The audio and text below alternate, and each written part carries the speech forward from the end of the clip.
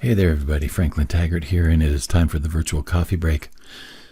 However, my coffee is long gone. If you have a beverage, that's great. Let's just sit down, have a chat. You enjoy your beverage, and I'll just tell you what's bubbling for me today.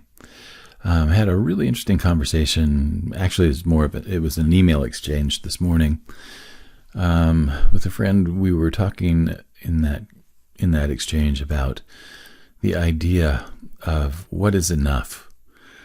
And I think the thing that triggered that was that there was an overall feeling of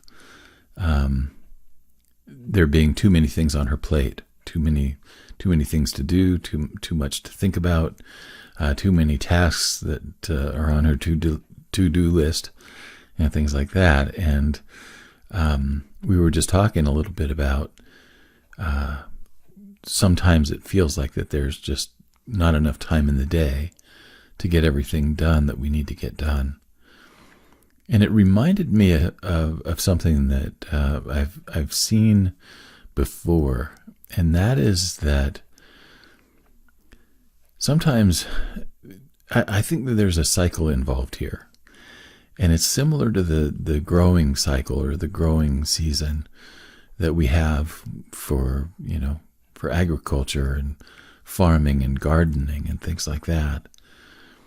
There are times when our plates are full just simply because we have been tending our garden. And now all of a sudden there are just so many things that are happening that we have to sort them all out. And I think that that's one of the things that is important to understand is that, if we're using that metaphor of a garden for our work, for our creative work, and for our entrepreneurship, our business, whatever it is, if we're using that as a metaphor, one of the things that we've got to look at is that during the harvest season, especially in those years when the harvest is abundant, there's a thing that happens after all of the produce is collected, and that is that it has to be sorted out, and decisions have to be made about how it's distributed. I remember growing up that my great aunt owned a hotel. And that was where my dad's family lived as he was growing up. And one of the things that she had built was a second kitchen. So there was a kitchen upstairs that was ultimately, I think she originally intended that one to be the kitchen where the dining room serving guests was going to be. And then the kitchen downstairs was going to be for the family, for the family living quarters. But ultimately what happened was the upstairs kitchen became the family's kitchen, and the downstairs kitchen became the place for canning and food storage. And I remember every year, my grandmother died when I was probably about 10, and I remember every year up until, she got sick a couple of years. I was probably around 8 years old when she started getting really sick. So I remember several years where we would go and get produce from all of the different farms and all of the different orchards and places like that around us. And Granny would spend days canning. And they would keep as much as they could store and as much as they thought that they needed, but she canned everything from green beans to tomatoes to apricots to peaches, cherries, pretty much you name it. Applesauce, I remember.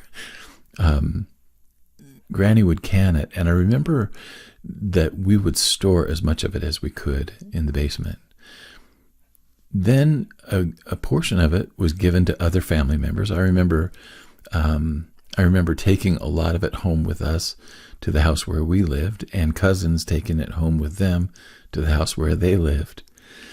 And then there was still food left over. There was still canned food left over.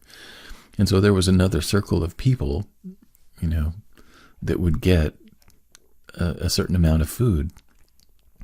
But I remember the process of, after the canning was over, going down into the canning kitchen and just seeing all of that stuff and feeling like, oh my gosh, where is this all going to go? What's going to happen to all of this stuff?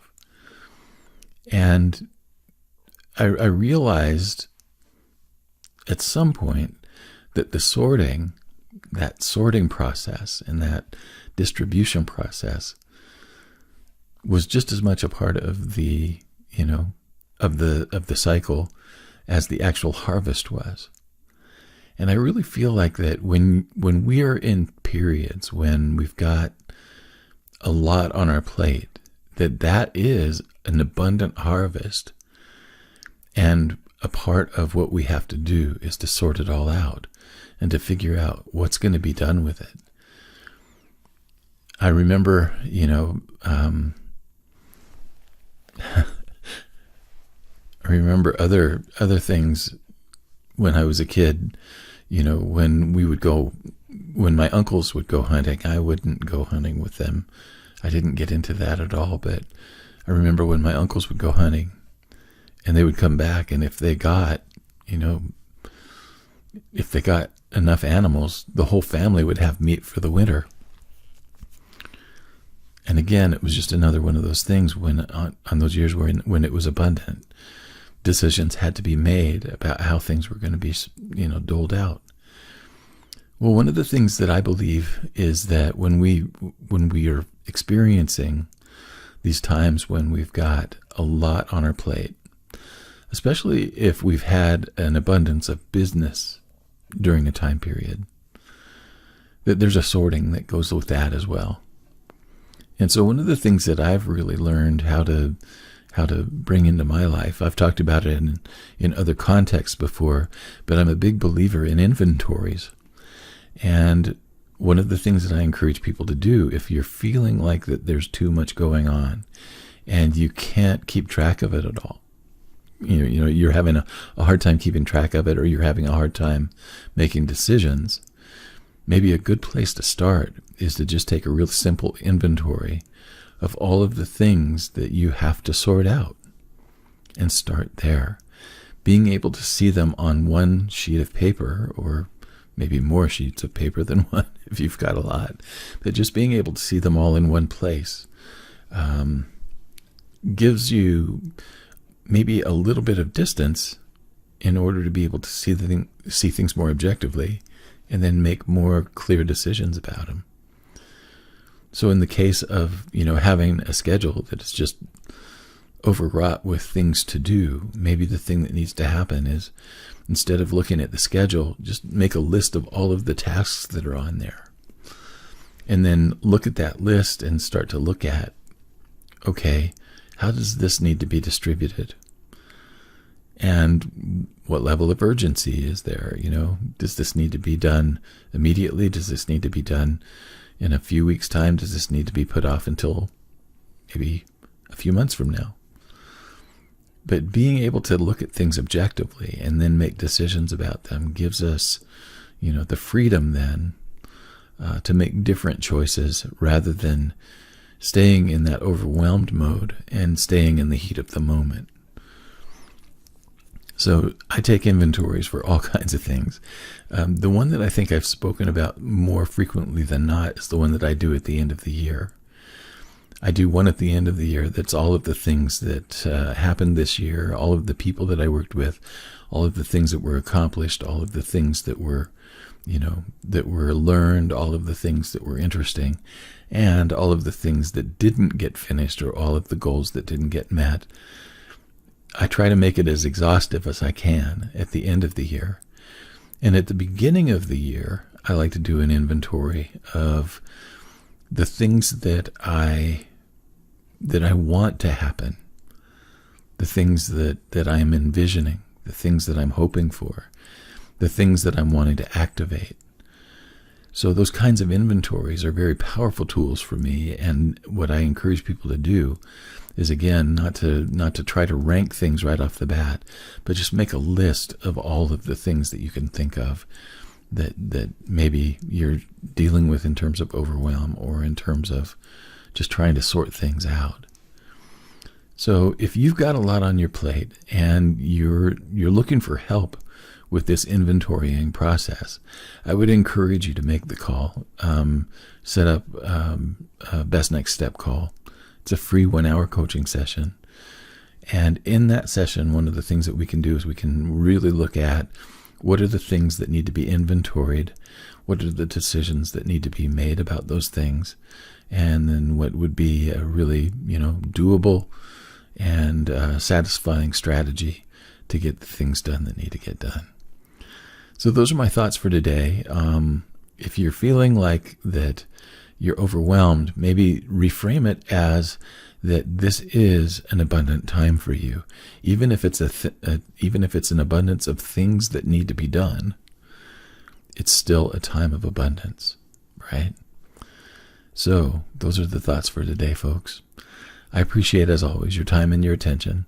Tomorrow is going to be Your Own Best Company, featuring an interview with Ruben Schwartz. Ruben is a very interesting guy, and he's developed a CRM that's specifically designed for solopreneurs who are doing relationship-based work like coaching, consulting, high-touch kinds of work. If that's you, I think you're going to really like what he has to say and hear about the product that he offers. So thanks again for listening, folks. Your time and your attention, precious commodities, and I appreciate them deeply. Have a good night. So long.